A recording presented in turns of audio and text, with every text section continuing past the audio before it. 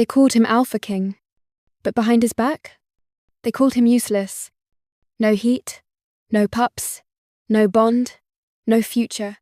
They whispered it like a curse. The alpha who can't mate. And today, his Luna said it out loud, right in front of the pack. Lady Selra stood in the middle of the great hall, her voice sharp like a dagger. The truth must be spoken, she said, turning to the council. Our king is broken. Gasps, eyes widening. No one dared breathe. She wasn't done. I laid by his side for years. I gave him loyalty. I gave him time. But he gave me nothing. No warmth.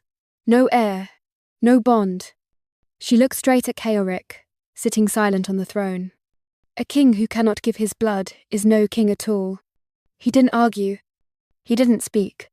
He didn't flinch. Alpha Kaoric just stared. Stone-faced. Empty. But the pack shifted. Uneasy.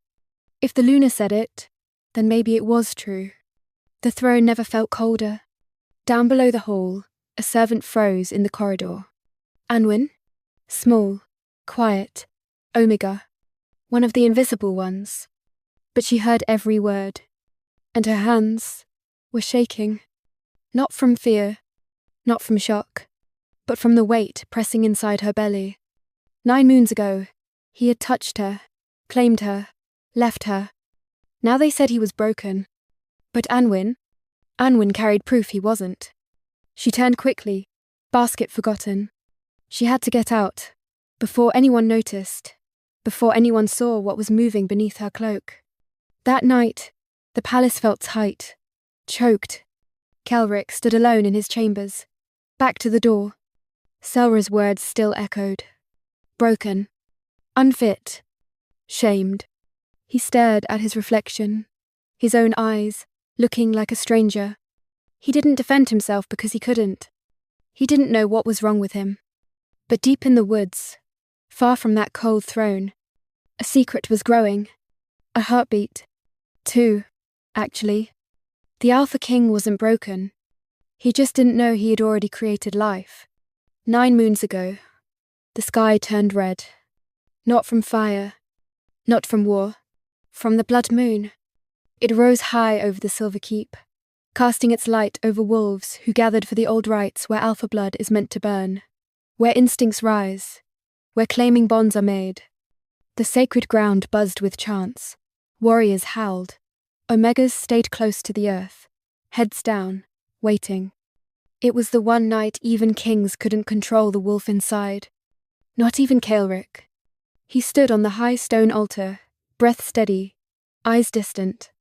Everyone was watching him, waiting for him to choose. But he didn't move, didn't blink, didn't scent anyone. Until someone, caught him. A smell, faint, pure, different. He turned, and at the edge of the firelight, she stood. Anwin, a castle maid who had wandered too close, told to deliver herbs to the priestess. She shouldn't have been there, but her scent, it split through Kaeric's mind like a blade. He stepped off the altar. The crowd murmured. Omegas stiffened. Selra stared. Kaeric walked straight toward the girl, with no title, no voice, no name worth remembering. And before she could breathe, he claimed her. The others turned away. Some out of respect, some out of shame. She didn't scream, didn't run. The bond hit her like a fever, like fire under her skin. He didn't speak, didn't ask, but she wasn't afraid. His heat, the one they said he didn't have, was real, wild, uncontrolled. It wrapped around her like claws. And for one night, she wasn't a maid. She was his. By dawn, it was over. Kaelric stood at the edge of the forest, bare-chested, breathing hard. The blood moon had faded. The fire was ash. Anwin lay under a fur cloak, marked, trembling. When she sat up, he was already gone. No words, no look, not even a name. She was left in silence. Guards found her, hours later. They didn't ask questions. They didn't care. She was shoved back into her chamber, told to work, told to stay silent. She obeyed, because deep down, she believed it meant nothing to him. She told herself it was just the moon, just instinct. But 3 weeks later, when she began to feel sick, she knew. Inside her, something was growing. Not just a bond, not just a scar, but life. A life that came from a king who didn't even remember touching her. And so she hid, for days, for moons, while the pack whispered that their alpha couldn't mate. She carried the truth in her body. Enough lies, Selra said, standing before the elders. They looked up from their scrolls. She wasn't shaking. She didn't need to. Our alpha can't produce heirs. He can't feel bond heat. He hasn't marked a mate in years. No one interrupted. He's been sitting on that throne with nothing to offer this pack but silence. One of the elders glanced toward the king. Kelric said nothing. Same as always. He has no pups, no bond. The gods are not with him. The room went quiet. Selra took a slow breath. He can't lead a bloodline, so he shouldn't lead a pack. Kelric's hand gripped the armrest. Just once, then let go. He looked at the fire. Not her. Not the council. Not the pity in their eyes. Below the stone floor, past the kitchens and cracked walls, a young maid leaned forward on her knees. Anwin's breath hitched. Her hands gripped the edge of the bed. The pain was stronger today. She was almost there. No one in the palace had noticed her growing belly. Or maybe they had. But servants don't get questions, just orders. She rocked back slowly, closed her eyes. 9 moons. That night, under the red sky, didn't leave her. Neither did he. Above her, the council started to speak. The alpha has no heir, one said. He has no bond, another muttered. The people are worried. Selra didn't let them finish. He is not cursed, he is empty. Kelric stood. The room went still. His boots scraped the floor. He didn't speak. Didn't look back. Just walked out, and left them all staring at his absence. Anwin laid back against the thin mattress. She breathed in through her nose, out through her mouth. The healer she trusted lived too far. There wasn't time. She was alone, but not for long. Thunder rolled outside. The pack would sleep tonight, thinking they were still waiting on an heir, not knowing the heir had already turned. Twice. Inside a girl they didn't see. Inside a future they couldn't stop. Before the first bell rang, she was gone. No cloak, no food, just pain under her ribs and a basket of cloth to bite down on. Anwin slipped through the servant gate while the guards yawned. No one looked at her twice. They never did. Outside the palace walls, the forest waited. It wasn't far, but every step felt like forever. Her back screamed, her belly tightened. She kept walking. By the time the sun touched the hills, she saw her. Wenna, bent, grey-haired, eyes sharp as a hawk. The old healer had been waiting by the hollow tree like she promised. "You're late," Wenna said, pulling her close. Anwin gritted her teeth. They came early. Wenna nodded, didn't smile, just moved fast. She led her down the deer trail, past the river bend, through the birch trees, to a stone cottage hidden by vines and moss. No candles, no floorboards, just rock, herbs, and silence. Safe. She didn't scream when it started. Not once. She bit down on cloth, sweat pouring from her hairline. Wenna worked fast, hand steady, voice low. "Breathe, girl. Push now. That's it. Don't stop." By dusk, it was over. 2 swaddled pups, tiny fists, quiet whimpers. 1 boy, 1 girl. Same pale skin, same silver eyes. His eyes. Anwin stared at them. Tears ran down her cheeks, but she didn't cry. Wenna wrapped them tight. Then she looked Anwin dead in the face. "You can't go back." Anwin nodded. She knew. If the Luna found out, if Selra saw those silver eyes, They'd take the pups. Or worse. Twins meant power, royal blood, a future. Selra had none of that. She wouldn't let it live outside her reach. That night, the forest was quiet. Anwin sat by the fire, holding both pups to her chest. When it brewed something bitter and hot. "You'll stay here," she said. "No visitors. No trips to the village. Not until they're older." Anwin didn't argue. She just watched the flames. Her baby slept against her skin. And far away, in the palace, their father still didn't know they existed. They started coughing at night. At first, it was soft, just little sounds against her chest. Then came the fever. The boy burned hot. The girl wouldn't open her eyes. Anwin held both pups close, whispering their names, begging the heat to pass. When I checked their breath, felt their pulses. "It's in their blood," she muttered. "Royal lungs don't take to damp air." Anwin panicked. "What do I do?" "You'll need roots I don't have," Wenna said. "You'll have to go east, by the riverbank." Anwin froze. That meant crossing into palace land. "Go before dawn," Wenna said. "Be quick. Don't talk. And if you see guards, run." The forest was wet. Mud sucked at her shoes. She wrapped herself in a brown shawl and walked fast, heart punching her ribs. The palace wall came into view. She slipped behind the old stable ruins. The herbs grew wild, their flat leaves, bitter roots, purple stems. She knelt, tore what she needed, stuffed them in her satchel, then froze. Bootsteps. "Who's there?" a voice barked. She turned. 3 palace guards, spears drawn. One moved closer. "Show your face." Her hands shook. She stepped back. That's when a 4th man appeared. Quiet. Tall. Black cloak. Silver ring on his finger. Kael Rick. Anwin couldn't breathe. He stared at her. She looked down fast, pulling her hood lower. Silence. Her heart thudded so loud she thought he'd hear it. He stepped forward. She didn't move.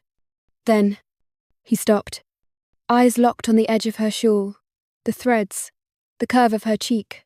Something familiar. His brow tightened, his jaw loosened. He didn't speak. Didn't order. Didn't question. He just nodded once at the guards. "She's nothing," he said. "Let her go." And just like that, he turned his back. She didn't look up, didn't thank him.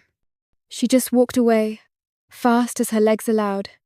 Back in the cottage, she boiled the roots, held the pups in her lap, fed them drops with shaking fingers. Their breathing slowed. Colour returned. She didn't tell Wenna what happened. Didn't say she saw him. Didn't say he saw her. But that night, while the fire crackled and the pups slept between furs, she sat awake, wondering why he let her go, and what he saw in her eyes that made him stop. He followed her. Not with guards. Not with orders. Just one man in the trees. Kelrick kept distance, moving like a shadow through the forest. He didn't know why he cared. He only knew something about her face wouldn't leave his mind. The way she looked at him. The way she hid. He watched her cross the riverbank and vanish into the pines. So he kept walking. The cottage sat low between 2 hills, smoke curling from a crooked chimney. Kelrick stopped at the edge of the clearing. He heard it first. A small cry, then another. Soft, new, alive. His chest tightened. He stepped closer. Through the open window, he saw her. Anwin. She rocked in a wooden chair, 2 tiny pups wrapped in cloth on her lap. Silver eyes. His silver eyes. The truth hit him like a blade. He pushed the door open. Anwin jumped to her feet, clutching the pups to her chest. "You shouldn't be here," she whispered. Kelrick didn't answer. He only stared. At their faces. At their hands. At the proof he never believed was possible. "They're mine," he said, voice rough. Anwin lifted her chin. "Yes." No fear. No lies. Just one hard word. "You never told me." he said. Her eyes flashed. You never asked. The room went still. She stepped closer. You used me that night, she said. You took what you wanted and walked away. Kaelric opened his mouth. She didn't let him speak. I bled alone. I carried them alone. I gave birth alone. Her voice shook, but she didn't cry. You left me broken, but I fixed myself. The pups stirred against her. I don't need you, she said. Not anymore. Kaelric felt something crack inside him. For years he had been called empty, cold, useless. Now the only woman who carried his blood stood before him and told him he was too late. His knees gave way. The Alpha King fell to the floor. I didn't know, he whispered. It was the first time in his life he sounded small. Anwin looked down at him. Not knowing doesn't change what you did. He bowed his head. I won't take them from you, he said quietly. I only ask to see them. Silence. Then, slowly, she stepped forward. She placed the pups into his arms. Kaelric held them, like they were made of glass. For the first time, warmth filled his chest. Real, deep, unbreakable. He looked up at her. Everything they said about me was a lie. Anwin didn't answer. But she didn't take the pups back either. Outside, the wind moved through the trees. Inside the small cottage, a king finally learned the truth. And nothing would ever be the same. He didn't want to leave. Kaelric sat on the edge of the bed, holding his son, while Anwin held their daughter. The fire cracked low. They didn't speak much. The words between them were heavy, and none of them could fix the time already lost. He looked down at the boy in his arms. Tiny fists. Strong heartbeat. He looks like you, he said quietly. Anwin nodded. She looks like you. Outside, the forest swayed in silence. Kaelric stood. Slowly. I'll return, he told her. You don't have to, she replied. But he looked her in the eye. I will. He brushed his thumb over the girl's cheek, then turned, and walked back toward the kingdom that still thought he was empty. By the time he reached the outer wall, the first sun was rising. He entered the palace through the side gate. No guard stopped him. No one spoke. But someone saw. A maid in the lower hall. Mira saw the dried dirt on his cloak, the wild herbs on his collar, the softness in his eyes. She followed him briefly, watched him speak with no one, then disappear into his private wing. That afternoon, Mira told the kitchen girl. I think he was out all night, she whispered. He looked different. What do you mean different? The other girl asked. Like something mattered. By evening, the whispers had spread. They reached the head housemaid, then the steward, then the queen's ears. Selra didn't react at first, just sipped her wine, and said, Where? Mira shook where she stood. Outside the eastern woods, the old hunter's trail. Selra's lips curved. Send scouts. 2 days later, they came back. They didn't need to say much. Twins, silver eyes, hidden in the forest. A girl with no name raising them like a secret. Selra dropped her goblet. She didn't scream. She didn't pace. She planned. I want the pups, she said. And the girl. Alive? The captain asked. Breathing, yes, but barely. Anwin was at the river washing cloth when the birds scattered. She felt it in her bones before she heard them. Boots, armor, wolves. Wenna rushed from the house, eyes wide. They're coming.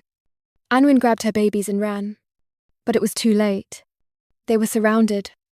By order of the Luna, the warrior shouted. Hand over the children. Anwin didn't speak.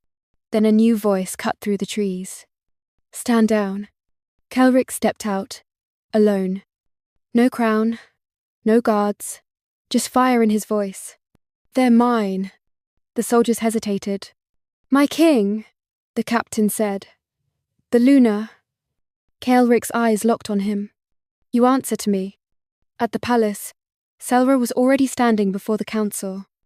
She bewitched him, she claimed. A servant with bastard pups. Anwen was dragged in, cloak torn, dirt on her arms, but she held her babies like shields. Calric entered. The room fell silent. She seduced you, Selra spat. You'll throw away your crown for a maid? Calric looked at Anwen. She didn't seduce me, he said. She survived me. Then he turned to the council. These children are mine. Selra laughed. You admit it? You name them heirs? Calric stepped forward. I name them as blood. Then, without warning, he threw his head back and howled. The sound tore through the stone walls, deep, final. The howl of a bonded alpha. The heat they thought he never had. The elders bowed. The guards dropped their heads. The Luna took a step back, and Anwen, for the first time, stood in a room full of wolves. And wasn't alone. The hall split in half.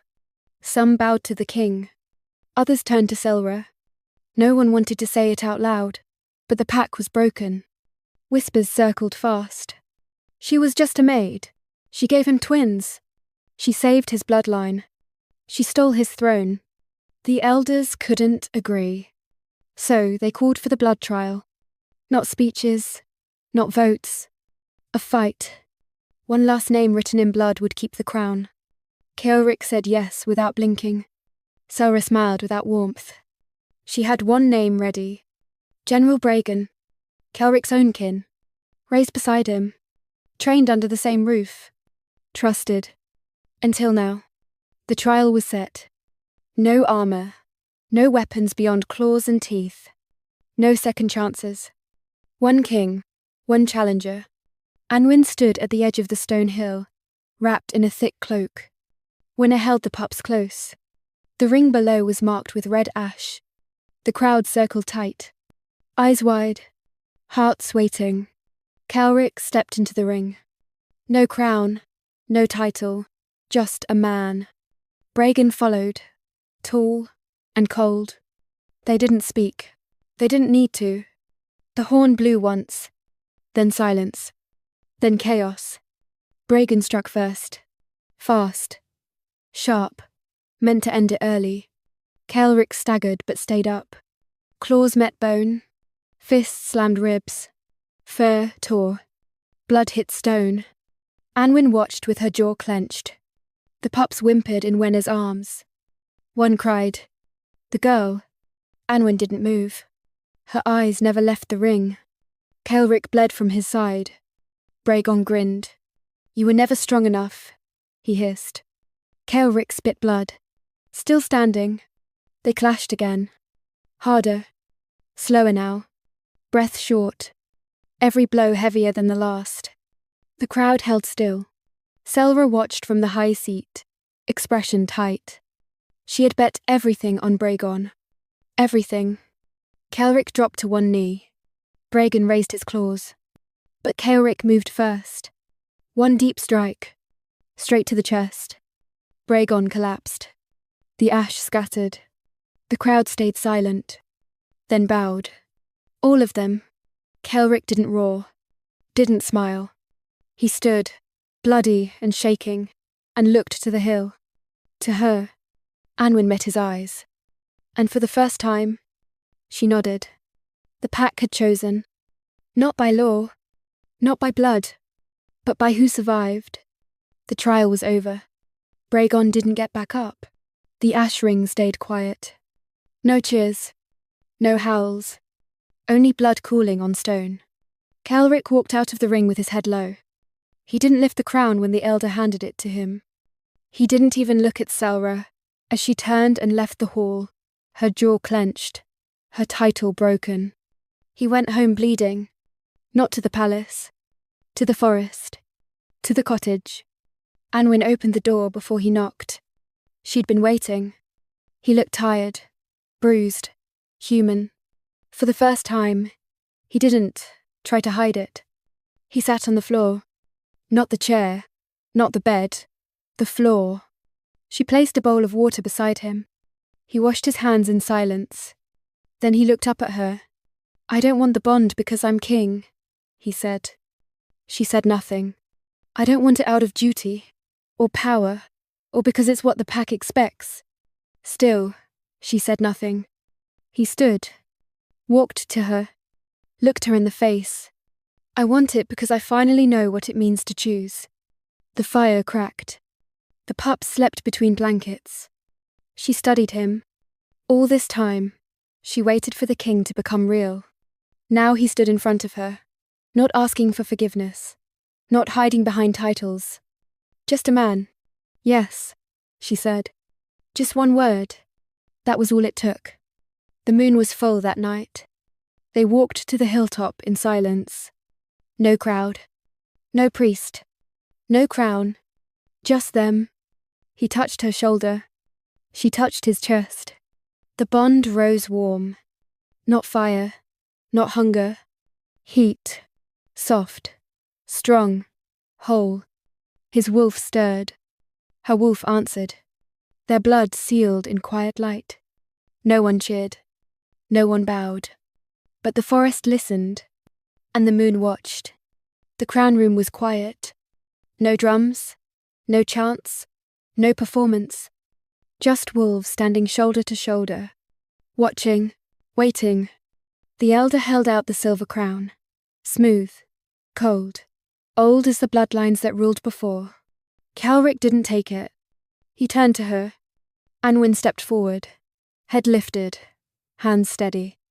She wasn't wearing silk. No jewels. No armor.